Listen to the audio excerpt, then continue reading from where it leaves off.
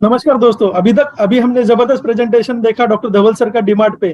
तो डीमार्ट का जो प्रेजेंटेशन का लिंक है हम इस वीडियो के बटन में डाल देंगे। और आइए दोस्तों, अगला जो प्रेजेंटेशन है हमारा, जिसमें मैंने पिछले प्रेजेंटेशन में आपको बताया था, ऐसी इंडियन मल्टीनेशनल कंपनी जिसने 1 लाख के 7 करोड़ करके दिए। तो दोस्तों, हेवल्स नाम की जो कंपनी है, ये वो 1958 में हवेली राम गांधी उन्होंने चालू की थी। और उसके बाद मिस्टर गुप्ता उन्होंने वो टेक ओवर कर ली। तो ये इंडियन मल्टीनेशनल कंपनी है दोस्तों। हम हमेशा एग्जांपल देते हैं Nestle, Procter and Gamble, Hindustan Unilever का। लेकिन हमारे इंडियन प्रमोटर्स भी जबरदस्त काम कर रहे हैं दोस्तों। और उस प्रेजेंटेशन के लिए मैं बुलाना चाहूंगा पंजाब के मोहाली से आशिम किरतुनिया जी, जो एक गवर्नमेंट जॉब में है। और आशिम जी खुद एक रिसर्च एनालिस्ट है, जिन्होंने रिसर्च एनालिस्ट का एग्जाम क्लियर किया है। तो हेवल्स का जो इम्पोर्टेंट टॉपिक है, तो हेवल्स एक अच्छी कंपनी है कि नहीं, ये हमें बताएंगे आशिम जी। और बहुत से लोगों के मन में ये क्वेरी है आशिम जी कि हेवल्स टाटा की ग्रुप की कंपनी तो नहीं है। तो जैसे मैंने बताया कि ये किसने चालू की थी, लेकिन बहुत से लोगों के मन में ये है कि ये टाटा ग्रुप की कंपनी है। तो ये कंपनी ओवर वैल्यूड है, अंडर वैल्यूड है, भाव टूट रहा है अभी शेयर। तो क्या किया जाए? तो हेवल्स का जो भी व्यू है उसका एक डीप रिसर्च हम देखेंगे आशिम की दुनिया जी से। आई वेलकम आशिम जी। नमस्कार मिलिंद जी। थैंक यू, आपने हमें मुझे अपॉर्चुनिटी दिया। और आपने जैसे कि बहुत सारे क्वेश्चन भी किए हैं, तो आई होप ये वीडियो यदि आप लोग शुरू से अंत तक देखते हैं तो डेफिनेटली वो सारे क्वेश्चन जो आपके मन में हैं वो सारे दूर हो जाएंगे। तो चलिए मैं शुरू करता हूं। ये जो सेक्टर है, कौन सा सेक्टर से आता है? कंज्यूमर इलेक्ट्रॉनिक सेक्टर से आता है। तो हेवल्स को एनालिसिस करने से पहले थोड़ा सा हम इसके इंडस्ट्री पे जाएंगे कि इंडस्ट्री में कैसा क्या ग्रोथ है, क्या है, और आगे आने वाले समय में कैसा ग्रोथ रहने वाला है। तो सबसे पहले देखिए, ये जो इंडस्ट्री हाई पोटेंशियल इंडस्ट्री है, मतलब इसमें अच्छा ग्रोथ हमें दिखने को मिलेगा। क्यों? क्योंकि अभी इसके जो प्रोडक्ट है, जैसे कि हमने देखा इसमें कौन कौन से, एसी है, कूलर है, फ्रिज है, ये सारा जो है इसके प्रोडक्ट है। तो देखिए, कलर टेलीविजन का यदि पेनिट्रेशन देखे तो 65% के लगभग है। यदि रेफ्रिजरेटर का देखे तो बहुत कम है, मतलब जो फ्रिज हम यूज करते हैं वो उसका मात्र 33% का अभी पेनिट्रेशन है। इसी तरह यदि वॉशिंग मशीन देखेंगे, बहुत ही कम पेनिट्रेशन, 12% मात्र। और यदि एयर कंडीशनर, मतलब जो एसी हम यूज करते हैं, वो यदि देखेंगे लगभग 5% के बराबर। मतलब इस सेक्टर में अभी जो ग्रोथ है वो बहुत ऊपर जा सकता है। अब देखते हैं इसमें कौन कौन से सेक्टर में क्या एक्सपेक्टेशन है। यदि वॉशिंग मशीन का देखेंगे, 2025 तक यदि देखें हम, 10% का एक्सपेक्टेशन कर सकते हैं, ग्रोथ रह सकता है। रेफ्रिजरेटर में 10% का, फिर एसी में 15% का। तो एसी वाला जो सेक्टर है इसमें अच्छा ग्रोथ दिखने को मिलेगा, 15% का ग्रोथ मिल सकता है। फिर कलर टेलीविजन देखेंगे, यहां पे भी कितना है, 11% का ग्रोथ मिल सकता है। अब देखिए, ये जो हैवेल्स है इसमें टॉप 3 में आते हैं, मतलब जितनी भी कंपनीज है उसमें यदि देखें ये मार्केट शेयर के पॉइंट ऑफ व्यू से, तो टॉप 3 अक्रॉस द कैटेगरी, सारी कैटेगरी मतलब स्विच गियर हो गया, फिर केबल हो गया, फिर इसमें लाइटिंग हो गया, फैन हो गया, इन सब में मिला के यदि देखें तो टॉप 3 में आता है हैवेल्स। अब देखते हैं इस जो पूरा ओवरऑल इंडस्ट्री है, इसमें जो मेन मेन कंपनी है, जो लिस्टेड कंपनी है, उसमें यदि देखें तो टोटल मार्केट कैप यदि देखेंगे तो लगभग कितना है दोस्तों, 1,15,000 करोड़ के लगभग मार्केट कैप है। इसमें यदि देखें टोटल शेयर, तो हैवेल्स का जो शेयर है वो 64% का है, जबरदस्त शेयर है। और यदि मार्केट कैप देखेंगे 75। क्यों मिल रहा है? क्योंकि दोस्तों कहीं ना कहीं ये बहुत अच्छा कुछ कर रहा है इस सेक्टर में, इसलिए इसका मार्केट शेयर ज्यादा है। उसके बाद देखेंगे दूसरा है डिक्सन, डिक्सन का दूसरा, फिर ओरिएंट इलेक्ट्रिक, फिर सिंफनी और पीजीईएल। तो ये कुछ कंपनी है जिसका हमने मार्केट शेयर दिखाया, और जो छोटे छोटे मार्केट शेयर है वो यहाँ पे आया नहीं है, जो क्योंकि उसका कुछ मार्केट शेयर होगा ही नहीं। तो यहाँ पे हमारा कौन सा लीडर है? हैवेल्स लीडर है। फिर आगे देखते हैं सेल्स। सेल्स के मामले में यदि देखें तो हैवेल्स जो है 44% सेल्स कर रहा है, मतलब जो मार्केट में लिस्टेड कंपनी उसमें टोटल जितनी कंपनी है उसमें से 14,000 करोड़ का सेल्स कौन कर रहा है? हैवेल्स अकेले कर रहे हैं। तो इसका कितना परसेंट है? 44% का सेल्स में शेयर है। उसके बाद डिक्सन का, फिर ओरिएंट इलेक्ट्रिक, यहाँ पे भी लीडर कौन है? हमारा हैवेल्स लीडर है। अब प्रॉफिट देखते हैं, प्रॉफिट सबसे ज्यादा कौन कर रहे हैं? तो देखिए यहाँ पे कुछ कंपनीज दिए हैं जिसमें से लीडर आपको टॉप यहाँ पे दिख रहा होगा कि हमारा जो हैवेल्स है ये कितना, लगभग 1200 करोड़ का प्रॉफिट कर रही है, टॉप में है। मतलब यहाँ पे यदि देखें, उसके बाद डिक्सन का है जिसका कितना है, लगभग 200। तो 200 मतलब 6 गुना ज्यादा उससे कर रही है ये प्रॉफिट। तो यहाँ पे लीडर हमारा कौन निकल के आया है? हमारा हैवेल्स। और यदि बाकियों का देखेंगे तो बहुत ही कम है, मतलब बाकियों का कोई शेयर ही नहीं है। यदि देखें, अब हम कुछ रेशियोज देखेंगे, रेशियोज के आधार पर यहाँ पे हम क्या देखने की कोशिश कर रहे हैं कि हमने हैवेल्स चुना है, क्यों चुना है। तो सबसे पहले इसमें हम देखेंगे लिक्विडिटी रेशियो, सॉल्वेंसी रेशियो और प्रॉफिटेबिलिटी रेशियो। लिक्विडिटी रेशियो मतलब क्या है दोस्तों? यहाँ पे देखिए करंट रेशियो मतलब हमारा जो करंट हमारा जो एसेट है और जो लाइबिलिटी है उसका रेशो हम निकालते हैं। तो यहाँ पे यदि देखेंगे हम, तो यहाँ पे 1.9, ये जितना अच्छा होगा उतना, ये जितना ज्यादा होगा उतना अच्छा है। तो यहाँ पे हैवेल्स का यदि करंट रेशो देखते हैं तो कितना है, 1.9, मतलब बहुत अच्छा रेशो है। और बाकी जो कंपनीज है, जो मेन मेन कंपनीज है, उनका भी अच्छा है रेशो, क्योंकि ये सब कंपनी क्या है, लगभग डेट फ्री है। वो हम आगे देखने वाले हैं। अब देखते हैं सॉल्वेंसी रेशो। सॉल्वेंसी रेशो का क्या मतलब होता है दोस्तों, कि कोई भी कंपनी है वो अपने जो डेट है, जो लाइबिलिटीज है, उसको सॉल्व करने में कितना मतलब वो इफिशियंट है, मतलब उसको पे कर पा रही है कि नहीं, कंपनी, ये सारे। तो इसके कुछ रेशियोज होते हैं, वो हम देख लेते हैं। तो सॉल्वेंसी रेशियो में यदि देखें डेट टू इक्विटी रेशियो, तो देखेंगे हैवेल्स का 0, ये जितना कम होगा उतना अच्छा है। किसी भी कंपनी का डेट टू इक्विटी रेशियो जितना कम होगा, हाँ, उस कंपनी को हम उतना अच्छा बोलेंगे। तो हैवेल्स देखिए 0 मतलब डेट फ्री कंपनी है। मतलब कई लोग क्वेश्चन था कि ये डेट फ्री है कि नहीं, तो ये क्या है, डेट फ्री कंपनी है। फिर डिक्सन का देखिए 0.3, ये भी बहुत अच्छा है। ओरिएंट का देखिए इसका भी 0, और सिंफनी ये भी 0 के लगभग है। तो ये सारी कंपनी क्या है, ऑलमोस्ट डेट फ्री। लेकिन हैवेल्स क्या है, डेट फ्री कंपनी है हमारा। फिर देखते हैं आईसीआर, इंटरेस्ट कवरेज रेशो। तो इंटरेस्ट कवरेज रेशो क्या है, जैसे कि वो क्या करते हैं, कुछ थोड़ा बहुत लोन लेते हैं, उसको क्या करते हैं, पे करते हैं। तो उसको कितना कैपेसिटी है, इसका पे करने की कैपेसिटी 30 गुना, मतलब जितना इंटरेस्ट पे करते हैं उसका 30 गुना पे कर सकती है। ये एक चीज अच्छा है, मतलब डेट फ्री कंपनी है स्टेटस। और बाकी में देखेंगे थोड़ा थोड़ा डेट है। तो यहाँ पे हमारा हैवेल्स जो क्या है, डेट फ्री स्टेटस आया है। फिर देखते हैं प्रॉफिटेबिलिटी रेशो। प्रॉफिटेबिलिटी रेशो क्या होता है कि वो कंपनी कितना क्या प्रॉफिट कर रही है, वो कुछ रेशोज है, उससे हम देखने की कोशिश करेंगे। तो पहला देखते हैं हम नेट प्रॉफिट मार्जिन, मतलब जितना सेल्स करे उसका कितना परसेंट वो अपने घर ले जा पा रही, तो वो होता है नेट प्रॉफिट मार्जिन। तो कितना मार्जिन है इसका, 8.5 मार्जिन है, जो कि बहुत अच्छा है। फिर यहाँ पे आप देखेंगे सिंफनी का बहुत अच्छा है, 11% का मार्जिन है। फिर डिक्सन का देखिए यहाँ पे कम है मार्जिन, और यहाँ पे सिंफनी का ज्यादा है। बट सिंफनी क्यों नहीं चुना, हमने देखते आए हैं कि मार्केट कैप, सेल्स, प्रॉफिट, ये सारे किसके अच्छे हैं, और डेट पेइंग कैपेसिटी किसका अच्छा है, हैवेल्स का अच्छा है। इसलिए यहाँ पे भी हमारा हैवेल्स को ही हम लेंगे। तो इसका कितना है, 8.5 है नेट प्रॉफिट मार्जिन। फिर देखिए रिटर्न ऑन इक्विटी है, तो रिटर्न ऑन इक्विटी या फिर रिटर्न ऑन नेटवर्थ बोले, वो किस हैवेल्स का कितना है, 19 का। यहाँ पे जितने कंपनी है, जो चारों कंपनी आपको दिख रहा होगा दोस्तों, जो ICR, debt to equity ratio, ROE, हमने इसीलिए लिया कि ये जो कंपनी है इसका डेट फ्री स्टेटस है, मतलब डेट बहुत ही कम है इसके ऊपर। तो यहाँ पे यदि देखें return on equity, return on net worth 19% है, जो कि बहुत अच्छा है। फिर return on paid up equity देखें, मतलब जो पुराने समय में पैसे लगाए थे जो हमारे इन्वेस्टर, उनका जो हर साल कितना गुना कमा पा रही है, तो यहाँ पे देखेंगे 19 टाइम्स कमा पा रही है, मतलब अभी जो बहुत पहले लगा चुके हैं। तो इसी तरह आपको भी क्या करना है, आज लगाएंगे कोई एक अच्छी कंपनी में, आगे चल के आपको देगा, तो 10-15 साल आपको देना पड़ेगा उसमें टाइम, ठीक है। तो यहाँ पे भी जो पुराने समय में लगाया उसको आज कितना 19 गुना कमा के दे रही है एक कंपनी। चलिए आगे देखते हैं, कंपनी एनालिसिस पे आते हैं। तो यहाँ पे हमारा डिसाइड हो गया कि उनका सेल्स अच्छा है, प्रॉफिट भी ज्यादा है, नेट प्रॉफिट भी मार्जिन अच्छा है। देन हमने देखा डेट फ्री स्टेटस है, तो इसलिए हमने किसको चुना, हैवेल्स को चुना। चलिए अब आगे देखते हैं कंपनी का। अब इसमें यदि देखें, इसके 5 ब्रांड है, एक तो हैवेल्स है, लॉयड है, स्टैंडर्ड्स है, आरईओ है, और एक है कार्बट्री करके। ये 5 ब्रांड के ऊपर काम करते हैं सारे, यही switch care, switches, cable, AC. Lloyd जो है इन्होंने रिसेंटली इसको एक्वायर किया था, तो एसी के लिए ये लॉयड का ब्रांड है। फिर इसमें देखिए मास प्रीमियम, मतलब जो प्रोडक्शन है उस पर ये ज्यादा फोकस करते हैं। फिर देखिए सेल्फ रिलायंट, मतलब 90% से ज्यादा इन हाउस मैन्युफैक्चरिंग, मतलब ये इंडिया में ही घर में ही मैन्युफैक्चर करती है, यहीं पे ये खुद बनाती है। फिर यदि देखेंगे इसके वाइडली डिस्ट्रीब्यूटर है, यदि देखेंगे 14,000 से ज्यादा डायरेक्ट डीलर है इनके।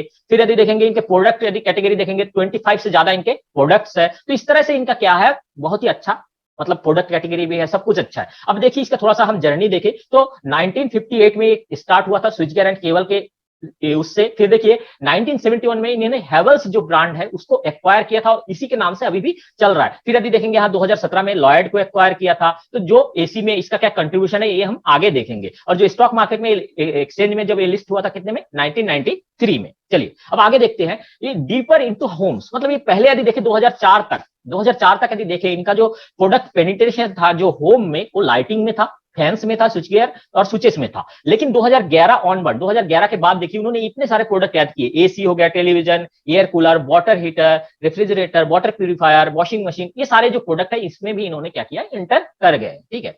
चलिए अब देखते हैं इनका जो बैलेंस पोर्टफोलियो देखे, तो रेवेन्यू कहां कहां से आता है, तो देख सकते हैं स्विच गियर से, केबल से, लाइटिंग से, और इलेक्ट्रिक कंज्यूमर ड्यूरेबल से, और लॉयड जो हमारा एसी है उसको। अब ये तो इसका जो पुराना डाटा है उसके अकॉर्डिंग है, तो लेटेस्ट डाटा क्या है वो हम देख लेते हैं। तो लेटेस्ट डाटा यदि देखें तो ग्रोथ और रेवेन्यू शेयर देखते हैं, तो किस किस सेक्टर में कितना ग्रोथ हुआ है वो हम देखते हैं। तो स्विच गियर में देखिए कितना ग्रोथ मिला इस साल, मतलब जो H1 का रिजल्ट आया उसके अकॉर्डिंग 21% का ग्रोथ है, केबल में 30% का ग्रोथ है, लाइटिंग में 35% का। इसी तरह लॉयड में देखिए जबरदस्त ग्रोथ है, कितना 80% का ग्रोथ है। लेकिन इसका यदि रेवेन्यू शेयर देखे, तो शेयर के मामले में सबसे ज्यादा शेयर कहां से आ रहा है, एक तो ये केबल से आ रहा है जिसमें 31% का शेयर है। फिर देखेंगे इलेक्ट्रिकल कंज्यूमर ड्यूरेबल, यहाँ पे 20% से आ रहा है। और जो एसी वाला सेक्टर है वहां से भी, मतलब एसी जो बिक्री हो रही है लॉयड का, उसमें से 20% के लगभग इनका शेयर है रेवेन्यू में। तो दोस्तों जो एसी वाला सेक्टर है वो, उसमें हमने देखा था 15% के ग्रोथ से बढ़ेगा। तो यहाँ पे हमें देखने को मिल रहा है कि यहाँ पे 80% की इसके सेल्स ग्रोथ हुआ है। तो यहाँ से हम बोल सकते हैं जो एसी से रिलेटेड कंपनी है वो तो डेफिनेटली बढ़ेगा। जैसे कि एक कंपनी और है जिसको मैं लास्ट में भी थोड़ा सा डिस्कस करूंगा, वो कंपनी भी आपको ध्यान रखना है।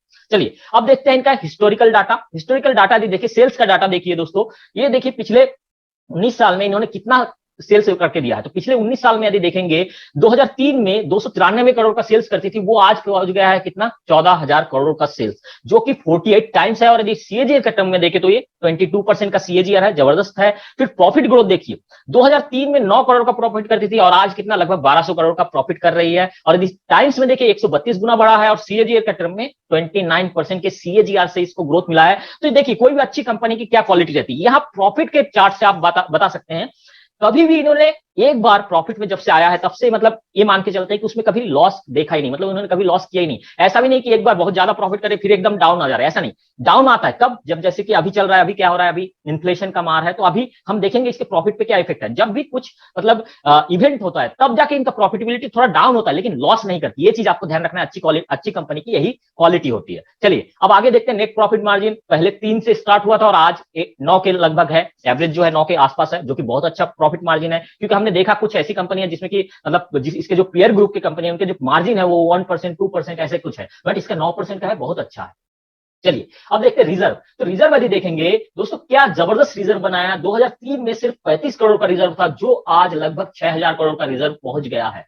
ये क्या दिखाता है, रिजर्व क्या होता है दोस्तों, ये जो कंपनी जितना प्रॉफिट करती है उसका कुछ हिस्सा क्या करती है, डिविडेंड में बांट देती है, और बाकी जो हिस्सा चला जाता है वो तो एक तो एक्सपांशन में चला जाता है, और बाकी जो पैसा रहता है वो क्या कर देते हैं, रिजर्व, मतलब इकट्ठा इनके पास जो पैसा है वो एक रिजर्व में डाल देते हैं। तो रिजर्व में क्या होता है, जो प्रॉफिट रहता है, जो कंपनी प्रॉफिट करेगी वही रिजर्व रख पाएगी। तो इस कंपनी में इतना जबरदस्त रिजर्व किया, कितना देखिए 169 गुना बढ़ाया है इनका रिजर्व। तो क्या इनका रिजर्व इतना बढ़ा है तो क्या निवेशकों का पैसा बढ़ा है कि नहीं, और देखते हैं। ठीक है चलिए, तो देखिए यदि आप 19 साल पहले 1 लाख रुपए लगाते होते तो अभी 7.5 करोड़ रुपए आपके बन जाते। और रियल प्राइस देखिए, कई लोग बोलते हैं कि जो एमआरएफ शेयर है वो सबसे महंगा शेयर है, लेकिन दोस्तों आपको इस शेयर को भी देखना होगा। इसमें देखिए यदि इसका रियल प्राइस देखे लगभग 98,000 रुपए रियल प्राइस होता है। यदि इसका स्प्लिट और बोनस नहीं दिया होता तो ये जो शेयर का प्राइस होता है, एक्चुअल प्राइस, वो 98,000 रुपए होता। तो दोस्तों इसी तरह आपको एक अच्छा कंपनी पकड़ के रहना है और 15 साल 20 साल उसको टाइम देना है, तभी जाके आपका अच्छा वेल्थ क्रिएशन होगा। जो 19 साल पहले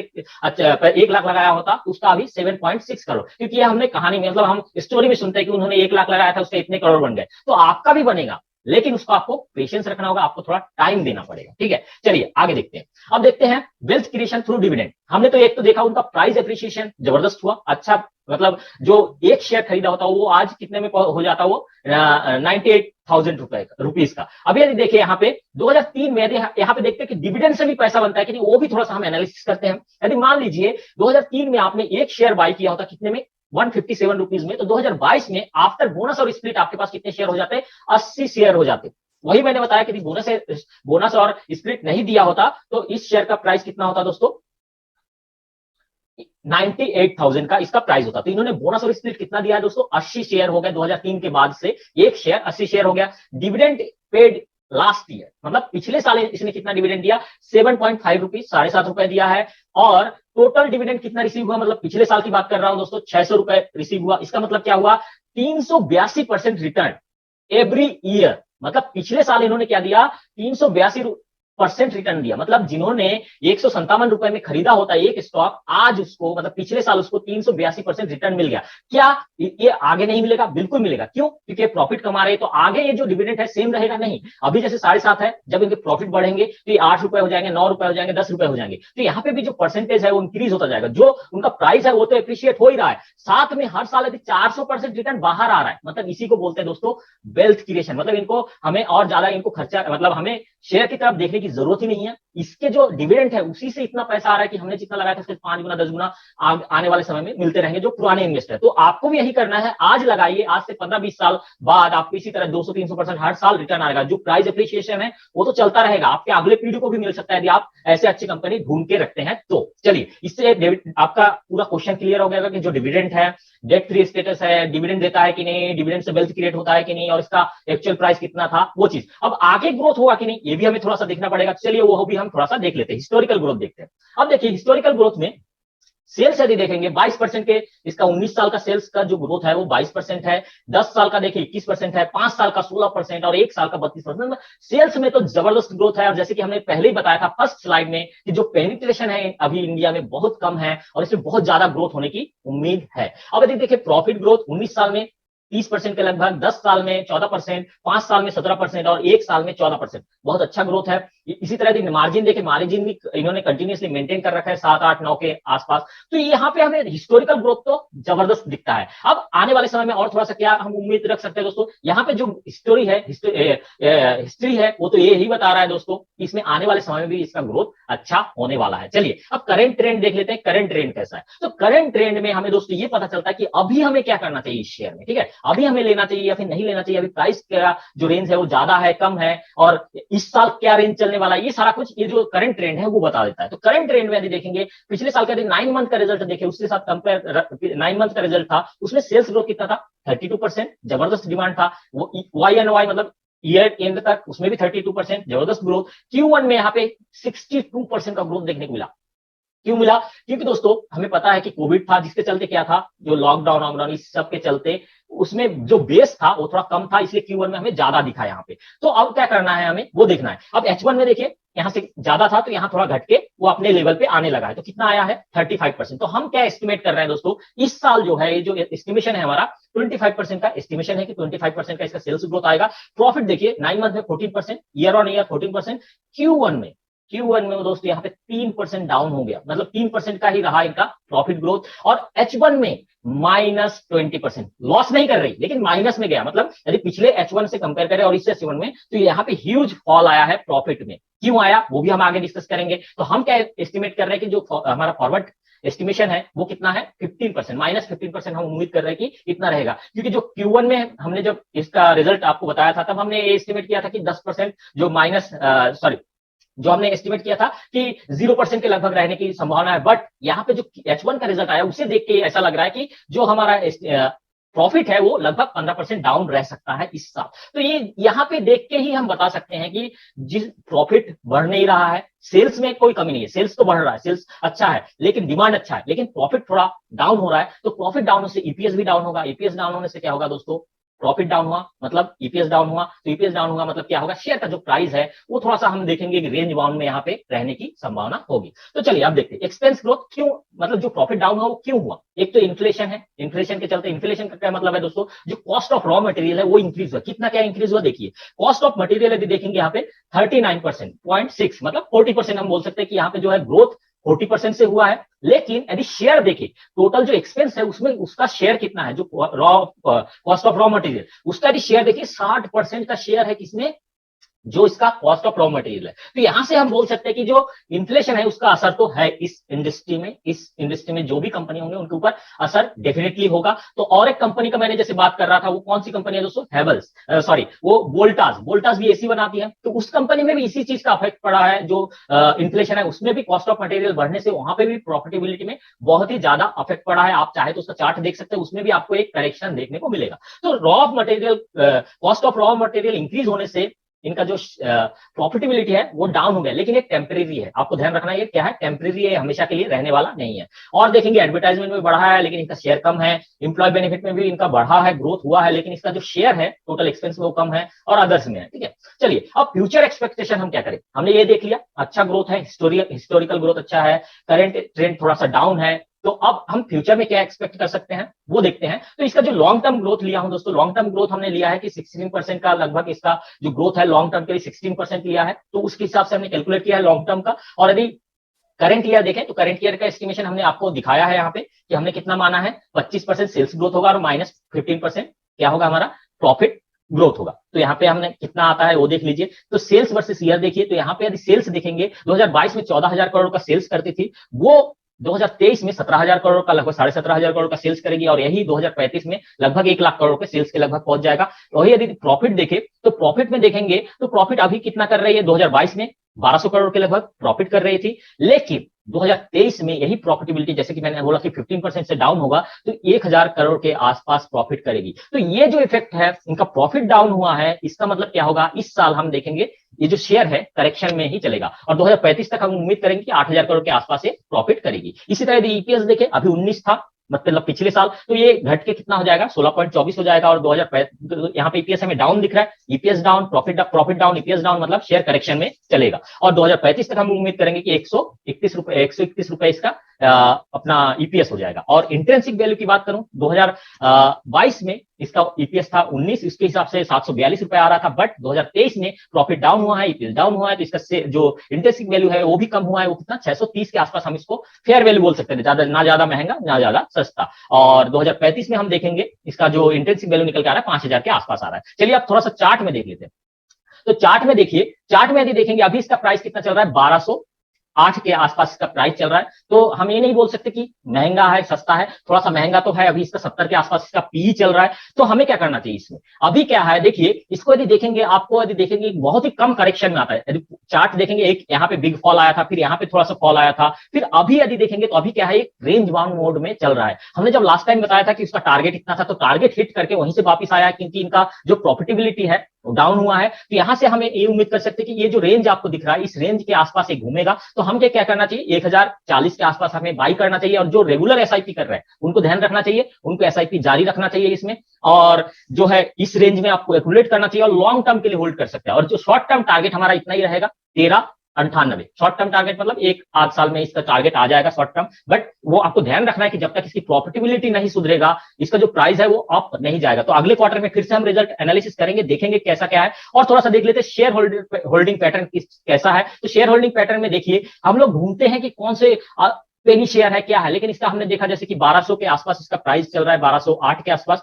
तो ये अच्छा, मतलब महंगा नहीं है, अच्छा शेयर है, एसआईपी जोन में चल रहा है, एसआईपी करना चाहिए। तो हमें क्या करना चाहिए, ऐसे ही शेयर ढूंढना चाहिए जो करेक्शन में हो, अच्छा परफॉर्मेंस पास्ट में दिया और दे रहा है और आगे भी देगा, वैसे हमें कंपनी ढूंढना चाहिए। अभी अच्छा है शेयर का जो करेक्शन मोड में है, हमें एक्यूमुलेट करना चाहिए। किसके किसके पास है, प्रोमोटर के पास लगभग 60% है। एफआईआई देखिए, यहाँ पे आप यदि देखेंगे फॉरेन इन्वेस्टर इसमें बैठा है भैया, अपना शेयर लेके कितना 23% का मार्केट शेयर लेके बैठा है, ये छोड़ने को तैयार नहीं। क्यों, क्योंकि हमने दिखाया दोस्तों उसका जो 19 साल में कितना पैसा बना के दिया। तो ये जो एफआईआई क्यों बैठे हैं, उनको पता है ये थोड़ा खराब समय है, वो निकल जाएगा। तो हमें भी यही करना है। म्यूचुअल फंड के पास कितना है, 3.7%। और यदि अदर्स का देखें, मतलब अदर्स मतलब वही जो रिटेलर्स होते हैं उनके पास मात्र 13% है। तो हमें क्या करना है दोस्तों, इसमें स्टेक बढ़ाते जाना है। और लास्ट क्वेश्चन आता है कि अपने पोर्टफोलियो में कितना जगह दे। तो पोर्टफोलियो में दोस्तों 2 से 3% जगह दे सकते हैं। इसमें एक चीज ध्यान रखना है, आपके पास यदि वोल्टास है, वोल्टास भी ऐसी बनाती है, तो वोल्टास की कंपनी यदि आपने रखा है तो इसमें अपना जो परसेंटेज है उसको 2% भी रख सकते हैं। कुछ लोगों ने केबल की भी कंपनी रखेंगे, जैसे कि फिनोलेक्स हो गया, कोई रखेंगे पॉलीकैब, तो केबल की भी कंपनी आपने यदि रखा है तो भी इसमें थोड़ा सा परसेंटेज कम कर सकते हैं। क्योंकि ये जो ओवरऑल जो हमारा हैवेल्स है, केबल में भी, स्विच केयर में भी, एसी में, तीनों में काम करता है। तो ये चीज आपको थोड़ा सा ध्यान रखना है। यदि वो सारी कंपनी है, इसके पीयर ग्रुप आपके पास है, तो थोड़ा सा आप इसमें स्टेक कम रख सकते हैं। और लास्ट में दोस्तों मैं डिस्क्लेमर देना चाहता हूं, मैं कोई सेबी रजिस्टर्ड एडवाइजर नहीं हूं, इसलिए आप जब भी निवेश करें अपने जो आप किसी फाइनेंशियल एडवाइजर से सलाह मशवरा करके ही करिएगा। और दोस्तों आप लोग को रिक्वेस्ट करूंगा, यदि ये वीडियो आप लोग को पसंद आया है तो वीडियो को लाइक कर दीजिए, शेयर कर दीजिए, और चैनल को अभी तक सब्सक्राइब नहीं किया, सब्सक्राइब जरूर कर लीजिए। आई होप आपको अच्छा लगा होगा। Thank you Milind ji. Thank you Ashim ji, as usual जबरदस्त प्रेजेंटेशन। दोस्तों आशिम जी के प्रेजेंटेशन से हमें सबसे इंपॉर्टेंट चीज सीखने को क्या मिली, सबसे इंपॉर्टेंट चीज ये दोस्तों सीखने को मिली कि अगर हम किसी भी स्टॉक में बने रहते और वो स्टॉक अच्छा ग्रोथ स्टॉक है तो उसमें काफी सारा पैसा बनता है। जैसे पिछले वीडियो में मैंने बताया था कि 1 लाख के 7 करोड़ कर दिए, तो वो क्यों हुआ दोस्तों, क्योंकि उन्होंने समय दिया मार्केट में। और इसमें 1000 बार रिसेशन आई, कितनी बार मार्केट गिरा, कितनी बार स्टॉक चला नहीं, 2-2 साल तक नहीं चला, लेकिन वहां से जो रैली आती है दोस्तों वो कई गुना रैली होती है। तो ऐसे बेहतरीन प्रेजेंटेशन के लिए मैं आशिम जी को शुक्रिया करना चाहूंगा। और दोस्तों हम ये भी बताना चाहेंगे कि इंडियन मल्टीनेशनल किसी मल्टीनेशनल से कम नहीं है, हमारी हैवेल्स ने जबरदस्त पैसा बना के दिया है। सो मैं पीयूष सर को रिक्वेस्ट करना चाहूंगा कि हैवेल्स के बारे में वो रिव्यू दे। भाई दोनों चीज पे रिव्यू मांगता है, हैवेल्स पे भी और आशिम भाई पे भी। Yes, Ashim sir. भाई ने बोला आपको पसंद आया होगा, बढ़िया बढ़िया नहीं है, बहुत ही बढ़िया प्रेजेंटेशन था। बहुत आपने जो मेजर पॉइंट है, जो सही में इन्वेस्टर जानने की वो काम लगी, तो सारे मेजर पॉइंट आपने कवर किए, राइट आशिम भाई? Yes. मुझे याद है मिलिंद भाई, जब आशिम भाई मेरे ख्याल से जयपुर सीखने आए थे, Yes, पहली sir. बार जब हमने उनके हाथ में व्हाइट बोर्ड पे मार्कर दिया था और बोला था चलो प्रेजेंटेशन करो, पहली मीटिंग सीखने आए, बोले मेरे को तो बहुत शौक है प्रेजेंटेशन कर, मैं अच्छा करूंगा। देखो वो एक तो प्रेजेंटेशन, और अभी क्या बढ़िया प्रेजेंटेशन, जबरदस्त इंप्रूवमेंट, जबरदस्त इंप्रूवमेंट। तो अगर आशिम भाई का कहना है कि हैवेल्स लाख करोड़ पहुंचेगी, तो आशिम भाई के भी फैन आने वाले समय में करोड़ों में पहुंचने वाले हैं। बहुत तो ग्रेट। मेरे को जो इनके प्रेजेंटेशन से मिला, पहली चीज ग्रोथ धमाकेदार। वो क्यों है? क्योंकि इंडिया एक ग्रोइंग इकोनॉमी है, अर्बनाइजेशन अभी और जबरदस्त होने वाला है, इंडियंस की इनकम बढ़ रही है, तो हम लोग वो सारी चीज खरीद पाएंगे जिसे हम डिस्क्रिशनरी कॉस्ट कहते हैं, जो अब तक हम नहीं ले पाते थे। रोटी कपड़ा मकान से बाहर नहीं निकल पाते थे, पर अब आने वाले दशक में रोटी कपड़ा मकान के बाहर जाके ये जो सारी प्रोडक्ट है कि धूम बिक्री होने वाली, तो इसका जरूर ये सारी कंपनियां फायदा उठा पाए कि जिसमें हेवल्स का नाम अव्वल आता ही है, उसमें कोई डाउट नहीं है। डेट फ्री कंपनी है, बिल्कुल सही बात है उनकी। ये लार्ज कैप इसको कह सकते, भले ये निफ्टी में नहीं है, राइट, पर ये आ जाएगी मेरे को लगता है 4-5 साल में। हेवल्स आपके निफ्टी का खिलाड़ी है। मेरे को एक चीज जाननी थी आशिम भाई, इसका फेयर पी कितना लिया है आप? फेयर पी है ना, आपने बोला मतलब 70 का है ऐसा कुछ शायद अभी पी है इनका। हाँ, अभी इतना चल रहा है सर, है ना, तो वो 30-35 के लगभग मैंने लिया था इसका। बराबर है, बिल्कुल सही लिया, 30-35 बराबर है, क्योंकि 20% का ग्रोथ आता है। डेट फ्री कंपनी है, वहां अपने अपने जो जैसे केबल में ये लोग लीडर है, तो लोग अपनी प्रोडक्ट में लीडरशिप मेंटेन कर रहे हैं, राइट, तो इनको एक अच्छा पी मिलता है। पर अभी जो 70 का पी है वो थोड़ा महंगा है। अब कुछ लोग सोचेंगे ये महंगा पी इसलिए टूटा है क्या? ऐसा नहीं है, ये महंगा पहले भी था, लेकिन कुछ ज्यादा महंगा हो गया चलने की वजह से नहीं। अगर आपने आशिम भाई का प्रेजेंटेशन देखा ध्यान से, तो करंट ट्रेंड में क्या बताया कि प्रॉफिट टूट रहे हैं इन्फ्लेशन के बढ़ने की वजह से, राइट। तो ये 9वां महीना है, इन्फ्लेशन हावी है, और 9वां महीना मतलब तीसरा क्वार्टर, इन्फ्लेशन ने प्रॉफिट तोड़े, तो भाव वहीं के वहीं है, वो रेंज बाउंड घूम रहा है, भाव वही है, प्रॉफिट टूटे तो आपका पी बढ़ गया। तो जैसे पी बढ़ा है वैसे सस्ता कैसे? खाली भाव टूटने से नहीं, जैसे अर्निंग वापस आ जाएगी। अर्निंग कैसे वापस आएगी? इन्फ्लेशन कम होने से। तो सीधी बात है, मैक्रो डेटा काम के है यहाँ पे, माइक्रो डेटा से इन्फ्लेशन कम आएगा, ऑटोमेटिकली प्रॉफिट बढ़ेंगे और ये शेयर दौड़ने लगेगा, राइट। मैंने इतने वर्षों में बहुत सी बार मेरा आर्ग्यूमेंट हुआ है हेवल के बारे में, क्योंकि कई इनका जो मेन रॉ मटेरियल है वही खर्चा है, रॉ मटेरियल। तो बहुत बार ऐसा होता है प्रॉफिट टूटते ही शेयर गिरता है, तो बहुत बार लोगों को लगता है कि हेवल कभी नहीं चलेगा। उसके बाद भी ये 5-5 10 गुना चल चुका है। मुझे उम्मीद है जबरदस्त रैली मिलेगी, ऐसे करेक्शन में जरूर एक्यूमुलेट करें, राइट। बहुत ही बढ़िया स्टॉक होना चाहिए पोर्टफोलियो में। मुझे आपकी वो बात बहुत पसंद आई जो आपने प्रोडक्ट के रिलेटेड, जैसे पॉलीकैप बताया, राइट, कि अगर पॉलीकैप में इन्वेस्टमेंट है थोड़ा कम करो, वोल्टास में है थोड़ा कम करो, वोल्टास भी बहुत अच्छी है, डेट फ्री है, राइट। तो आप अपने हिसाब से सोचो कि आपका स्टेक कहाँ पे है, वैसे आपको इसमें वेटेज रख सकते। So overall about very good presentation, thank you very much Ashim bhai and Milind भाई। थैंक यू पीयूष सर, ये सब आपकी लर्निंग है जिसकी वजह से हम सब स्टूडेंट आगे बढ़ रहे हैं। तो दोस्तों, ये धमाकेदार प्रेजेंटेशन के बाद हम एलटीटीएस का प्रेजेंटेशन लेने वाले हैं। लार्सन एंड टुब्रो ग्रुप की बेहतरीन कंपनी एलटीटीएस, जिसने 4 साल में 4 गुना पैसे कमा के दिए हैं। तो उस एलटीटीएस कंपनी का प्रेजेंटेशन का लिंक भी हम इस वीडियो के लिंक में डाल देंगे, तो आई बटन में आपको दिख जाएगा। सो दोस्तों, मिलते हैं अगले प्रेजेंटेशन में। डॉक्टर जैद शेख फ्रॉम प्रयागराज, वो एलटीटीएस के बारे में हमें पूरी जानकारी देंगे।